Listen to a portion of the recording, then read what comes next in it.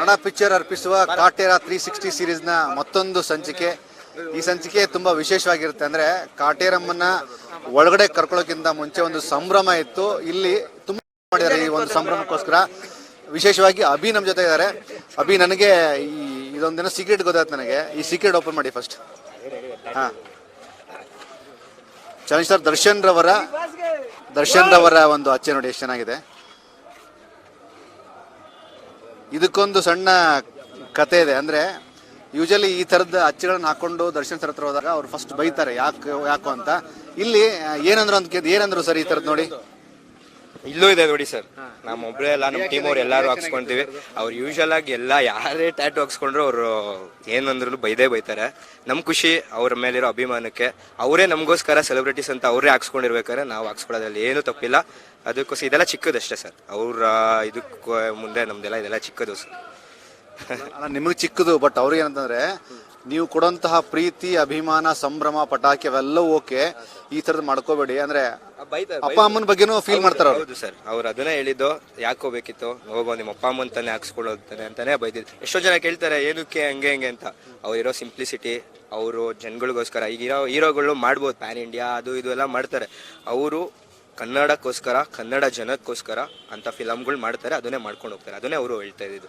ಇವತ್ತು ಯಾವ್ದು ಕಾಟೇರ ಫಿಲಮ್ಮು, ಕಾಟೇರ ಅದಕ್ಕೋಸ್ಕರ ಕಾಟೇರಮ್ಮನೂ ಕರ್ಸಿದಿರೋದು ನಾವು. ಇವಾಗ ಥಿಯೇಟರ್ ಒಳಗಡೆ ಇವಾಗ ತಾನೇ ಜಸ್ಟ್ ನೀವು ನೋಡಿದ್ರಿ.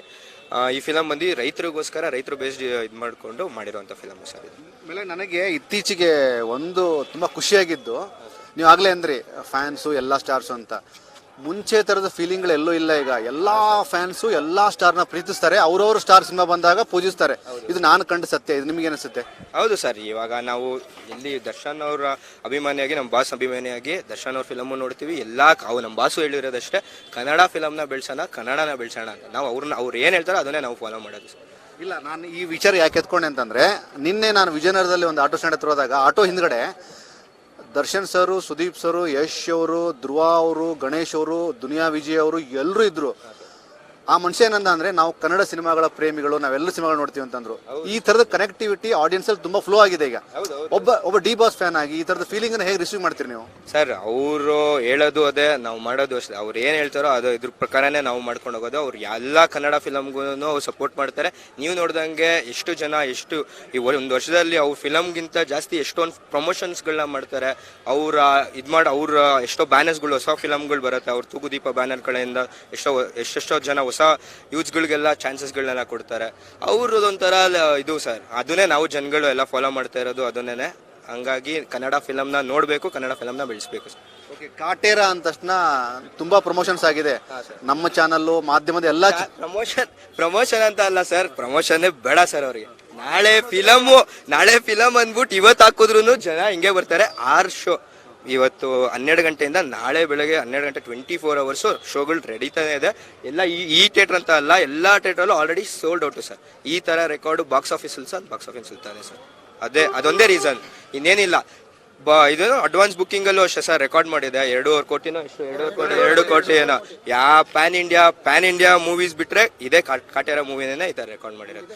ಆಮೇಲೆ ಚಕ್ರವರ್ತಿ 12 ಗಂಟೆಗೆ ರಿಲೀಸ್ ಆಗಿದ್ದು, ಅದು ಬಿಟ್ರೆ ಕಾಟೇರ ಅದೊಂದೇ ಫಿಲಮ್ ಸರ್. ಕನ್ನಡ ಫಿಲಮ್ಸ್ಗಳಲ್ಲೇ ಅದೊಂದೇ ಫಿಲಮ್. ಕಾಟೇರ ಆಗಿರ್ಬೋದು, ಚಕ್ರವರ್ತಿ, ಎರಡೇ ಫಿಲಮ್. 12 ಗಂಟೆಯಿಂದ ನೆಕ್ಸ್ಟ್ 12 ಗಂಟೆ ತನಕ 24 hours ಆ ಶೋ. ನಾಳೆ ಪ್ರತಿ ಒಂದು ಶೋಗೂ ಅನ್ನದಾನ ಮಾಡ್ತಾ ಇದೀವಿ. ಇವಾಗ ಕಾಟೇರಮ್ಮನ್ ಕರ್ಸಿದೀವಿ. ಇವತ್ತು 12 ಗಂಟೆಗೆ ಎಲ್ಲ ಫಿಲಮ್ ಇನ್ಕ್ಲೂಡಿಂಗ್ ಹೀರೋಯಿನ್ ಆಗಿರ್ಬೋದು, ಡೈರೆಕ್ಟರ್ ಸರ್ ಎಲ್ಲ ಯಾರ್ಯಾರು ಇದು ಮಾಡಿದಾರೋ ಎಲ್ಲರೂ ಬರ್ತಾ ಇದ್ದಾರೆ ಫಿಲಮ್ ನೋಡೋದಕ್ಕೆ ಅಂದ್ಬಿಟ್ಟು ಈ ಥಿಯೇಟರ್ಗೆ ಬರ್ತಾ ಇದ್ದಾರೆ ಸರ್. ಅಲ್ಲ, ಯೂಶಲಿ ದರ್ಶನ್ ಸರ್ ಸಿನಿಮಾಗಳು ದೊಡ್ಡ ಮಟ್ಟದ ಹೈಪನ್ನ ತಗೊಳ್ಳೋದ್ರ ಜೊತೆಗೆ ಕೆಲವೊಂದಷ್ಟು ಥಿಯೇಟರ್ಗಳಲ್ಲಿ ಮಾತ್ರ ಮಾರ್ನಿಂಗ್ ಶೋ ಮತ್ತೆ ಮಧ್ಯರಾತ್ರಿ ಶೋ ಇತ್ತು. ಬಟ್ ಈ ಸಾರಿ ಮ್ಯಾಕ್ಸಿಮಮ್ ಥಿಯೇಟರ್ಗಳಲ್ಲಿ ಮಧ್ಯರಾತ್ರಿ 3 ಗಂಟೆ ಶೋ, 12 ಗಂಟೆ ಶೋ, ಬೆಳಗಿನ ಜಾವ 5 ಗಂಟೆ ಶೋ. ಇದು ತುಂಬಾ ನಂಬರ್ ಆಫ್ ಜಾಸ್ತಿ ಆಗಿದೆ. ಈ ತರದ ಜಾಸ್ತಿ ಆಗಿರೋದಕ್ಕೆ ಒಂದು ಕಾರಣ ಇದು ರೈತರ ಕತೆ ಅಂತ ಹೇಳ್ತಾರೆ. ಇದು ಎಲ್ಲ ನಿಮ್ಮ ಫ್ಯಾನ್ಸ್ ಅಲ್ಲಿ ಎಲ್ಲ ಏನಾಗ್ತಿದೆ?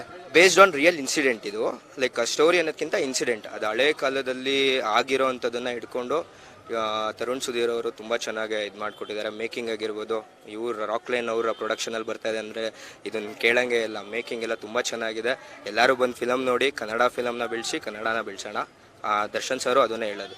ನಮ್ಮ ಬಾಸ್ ಹೇಳೋದೇ ಅದನ್ನೇ ಹಂಗೆ ಅವ್ರು ಹೇಳ್ದಂಗೆ ಮಾಡ್ಕೊಂಡು ಹೋಗ್ತಾ ಇದ್ದೀನಿ. ನೆಕ್ಸ್ಟ್ ಎಲ್ಲ ಫಿಲಮ್ಗಳು ತುಂಬ ಚೆನ್ನಾಗಿ ಬಂದಿದೆ. ಮೊನ್ನೆ ಕ್ರಾಂತಿನೂ ಅಷ್ಟೇ, ಇದು ಕ್ರಾಂತಿ ಆಗಿರ್ಬೋದು ನೋಡಬೇಕು, ಕನ್ನಡ ಫಿಲಮ್ ಅದು ಅವ್ರು ಒಂದು ಫಿಲಮ್ ಮಾಡೋದಂತ ಅಲ್ಲ, ಅದರಿಂದ ಎಷ್ಟು ಇಂಪ್ಯಾಕ್ಟ್ ಆಯಿತು ಅಂತ ನೋಡಬೇಕು. ಏನೋ ಬಜೆಟಲ್ಲಿ ಎಷ್ಟೋ ಕನ್ನಡ ಇದು ಸ್ಕೂಲ್ಸ್ಗಳನ್ನ ಎಷ್ಟೋ ಇದು ಮಾಡಿಕೊಂಡ್ರು, ಅದಕ್ಕೆ ಅಂದ್ಬಿಟ್ಟು ಫಂಡ್ ರಿಲೀಸ್ ಆಯಿತು.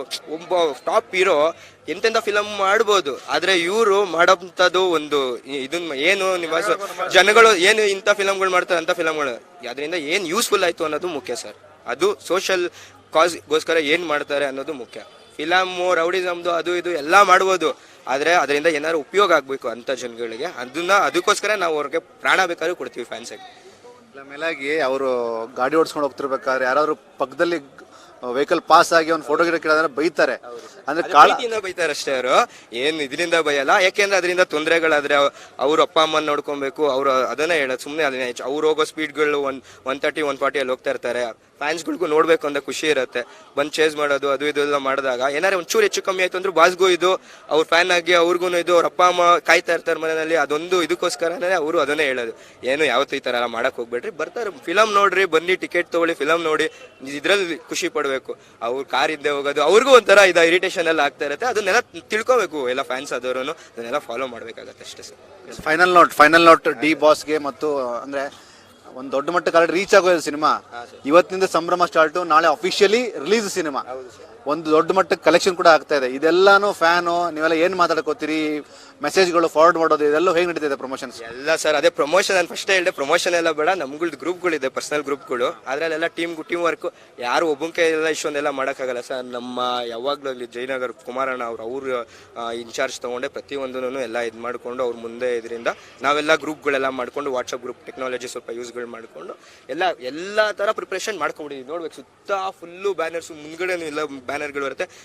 ಇವಾಗ 7 ಗಂಟೆಯಿಂದ ಹಬ್ಬ ಸ್ಟಾರ್ಟ್ ಆಗುತ್ತೆ. ನೆಕ್ಸ್ಟು ಇನ್ನು ಎಷ್ಟು ದಿವಸ ಹೊಡುತ್ತೆ ಅಷ್ಟು ದಿವಸನೂ ಹಬ್ಬ ಮಾಡ್ತಾನೆ ಇರ್ತೀವಿ ಸರ್ ನಾವು ಫ್ಯಾನ್ಸ್.